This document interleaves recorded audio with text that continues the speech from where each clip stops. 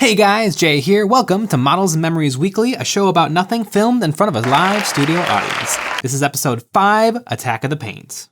This is a show where I talk about my painting and modeling experiences from the week, and I end every episode with a fun story. Now, you might be thinking to yourself, Jay, you live stream every night and you put out 3 YouTube videos a week. How could you possibly have more to say? Well, I do, and here goes. This week, I didn't do any painting. Well, I did a whole bunch of painting, but I didn't do any personal painting. I did a lot of professional painting. And speaking of professional painting, what I did do this week is I updated my filming station. Obviously you can see, or probably not, you can't obviously. You probably can't see any of the changes because it's all just super nice quality of life stuff for me. I managed to get rid of a lot of the tripods and fix all the lighting and get everything nice and snazzy. So hopefully painting on camera will actually be fun instead of a great big pain in the butt, which it usually is. Now, to create this amazing YouTube setup, it took me 7 trips to the hardware store. Always remember to measure once, cut twice, then measure again, find out you're wrong, drive back to the hardware store, get a new piece, bring it home, cut it, measure it, find out it's wrong, duct tape it back together, and then cut it one last time. I didn't get a lot of painting done this week, but I did get to spend the week doing some good old-fashioned real man work, which was a lot of fun. But I wasn't completely out of the Warhammer sphere. I was keeping up with the latest from Games Workshop and their fun new controversy, Curse City. Now, I wasn't really paying attention to Curse City because it's fantasy. It wasn't my thing. It looks like a fun game. I did watch a YouTube video of people playing it, and it does look like fun, but I have a lot of fun games that I'm still working on getting painted and put together, and Curse City didn't interest me much. But what was interesting was Curse City felt like the Age of Sigmar Blackstone Fortress, and people were super, super pumped for this game. The models look gorgeous, the board and the tokens and everything looks amazing, but it sold out in about 2 minutes, because of course it did. And it seemed like it was gonna be available forever. In fact, people from the Warhammer community did say that it was going to be a normal product that you'd be able to buy for presumably the next few years. But it sold out and then it jumped past the out of stock to no longer available and has since vanished from the Games Workshop website. And that has put people in an absolute uproar. Because a lot of people hope to buy this Blackstone Fortress, people got review copies, YouTubers got them, people have been looking at it online, and now you can't get it. It's gone. From all my digital sleuthing, I have only found one official source of information on what the heck is going on with Curse City, and it was from the Warhammer community replying to somebody. They said, Curse City is sold out on Games Workshop, and we are not expecting it to return online. Many copies have been sent to local stores across the world. Please check your local Warhammer store or independent retailer to see if they can help. Now, a lot of people have very reasonably taken this to mean Curse City is gone, it's never coming back. This is the official statement by the company. But I feel like if you read between the lines just a little bit, to me, what this sounds like is it sounds like an employee of the company Games Workshop replying to somebody looking to purchase the product, and the product is no longer available. They don't know if it's coming back. They are not allowed to say if they think it's coming back or if they hope it's coming back. And so they're just telling a customer that, please check and see if you might get lucky to buy one that's already been sent to a store. That's what I get out of this. I understand that it is literally the company saying that it's gone for good, but it makes too little sense that Curse City would be gone. I think for sure it's coming back. I don't know if it's gonna come back in the same exact format, but that's gonna be my official guess is that Curse City will return. And another thing that happened just a few days ago, hot on the heels of this Curse City controversy, the Warhammer community put out an article saying that they are not going to be doing any more pre-orders for the last few weeks of June. And this for me was shocking. This is way more shocking than any of the Curse City stuff. Curse City, to me, it just sounds like they ran out of stuff to sell, and that makes perfect sense to me. But putting out an entire article saying that they're not gonna be doing any pre-orders for the next 13 days, that is the weirdest statement to me. Like, it's just craziness. The whole article saying no more pre-orders for the next 2 weeks-ish. Does this seem as crazy to you guys as it does to me? Like, I wouldn't have even noticed if they didn't put out more pre-orders, but for the next 13 days, they're not gonna be putting out anything available to pre-order. They're still gonna be showing stuff off on Warhammer Community, I believe. But what seems weird to me is what I've been noticing for everything, for things taking forever to ship from Games Workshop, for things being previewed by Warhammer Community, but then not coming out for like 5 months, this Cursed City no longer being available to buy, what it seems like to me is that Games Workshop has had explosive growth and they can no longer keep up with demand. And so I kind of been expecting them to like open another factory or make massive expansions to the factory they have.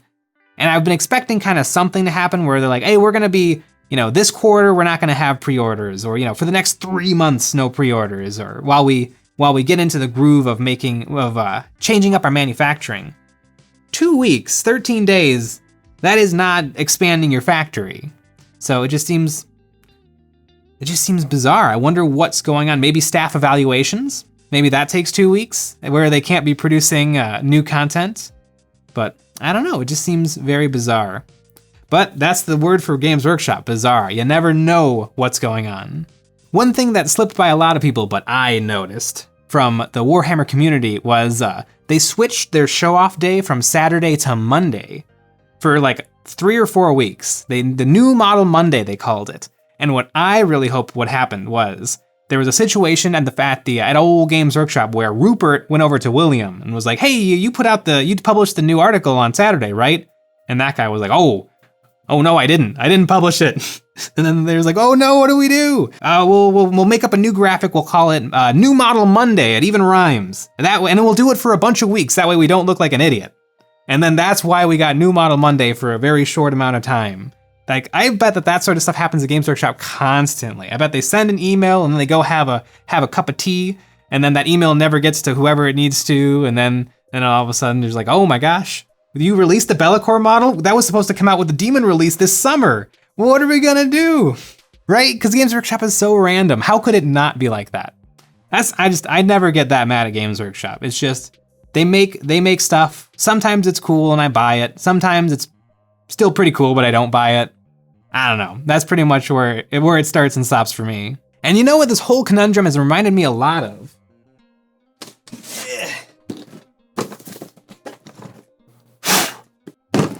This is Space Hulk.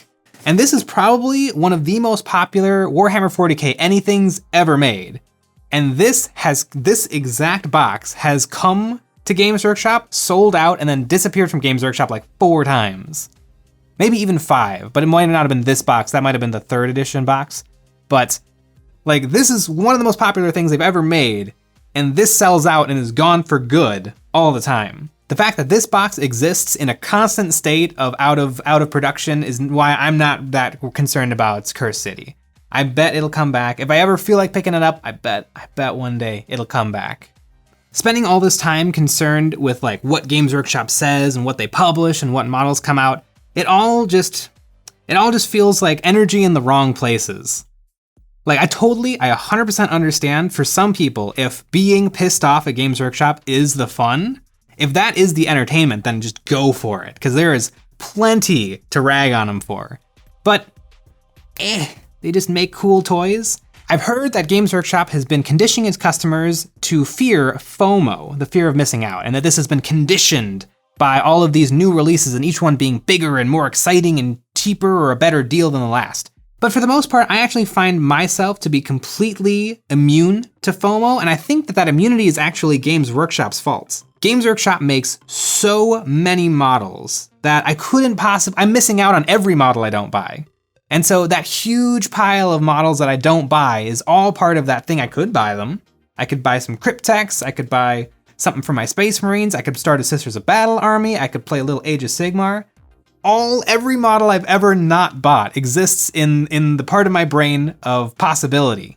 And so I don't think that they could make a new product that is so unbelievably good that it'd be like, oh my gosh, I have to buy this right now. Let me get out my credit card. Everything else can wait.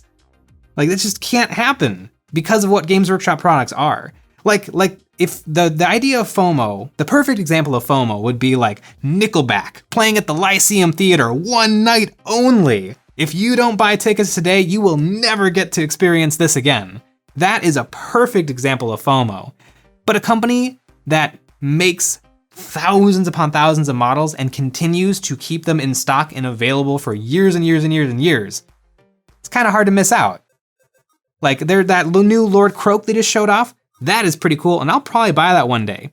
But I'll probably buy that one day in like 4 years. And it'll probably still be available for me to buy, so I'm not that worried. I love Nickelback.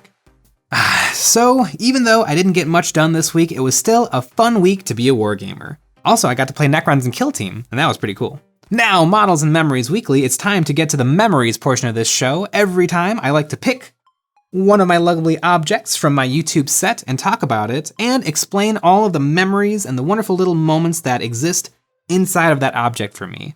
For me, I am definitely a collector at heart, and everything I collect keeps the emotions and the experiences and memories I had when I got that thing, or painted it, or built it. So this week,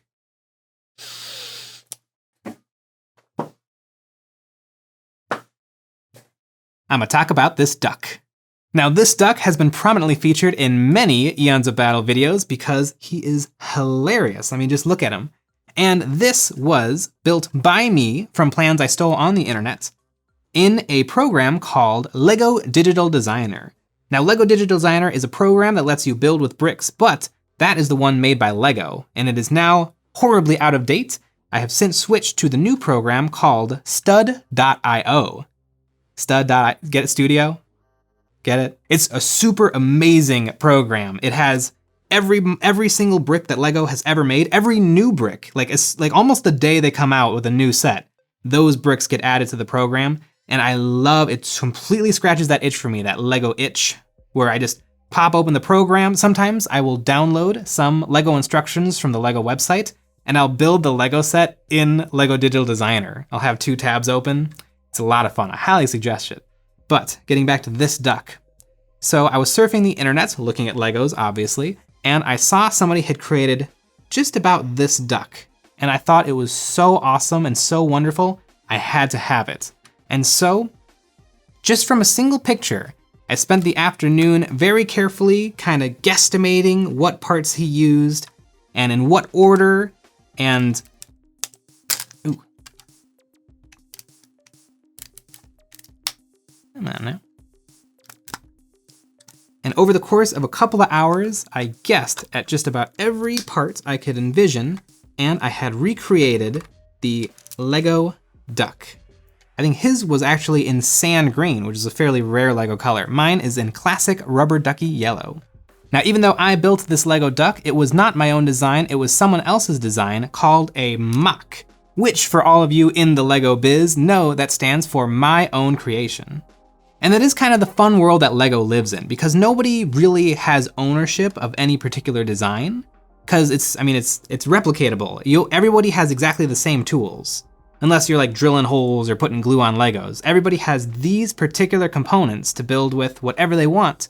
And so it's actually pretty easy to go online and see someone's idea for how exactly they do a duck's tail, or how they can shove a 2x brick in between to make the duck's bill, and you can just replicate it. Sometimes you can do things where you've built the Taj Mahal and you've used 10,000 bricks and nobody could possibly like spend the time to replicate every little thing. But I kind of love the open source feel that Legos have, where whatever some 12-year-old has designed, I can take a look at it and replicate it, like this duck. But the really cool thing about this design is all of the exterior areas are studded, and it really makes for a lovely, very uniquely Lego texture. And now that I'm old and I don't really play with my Legos, they're more wonderful pieces of decoration. I think this is fantastic. This sits on the shelf and you instantly know that's Lego. Ah, I love him so much. I don't know if I ever named him. Leave a comment below, what is the name of this duck? The best name is absolutely what it'll be called. I'll Sharpie it somewhere on him so that I remember. As much fun as just Lego is in general though, the memories I have associated with this duck were me living in Milwaukee, going to college, and just one day deciding that I need to play with Legos. I need something to just take the worries of the world off my shoulders. And so I rebooted up Lego Digital Designer, and I heard the click noises. They actually have like the Lego noises in the program so that when you put down a brick, it goes like clickety click, and it's wonderful. And I did something just completely meaningless. I designed a Lego duck, and If anyone is feeling like really stressed, or if you haven't built Lego since you were a little kid, I highly suggest it's a free program.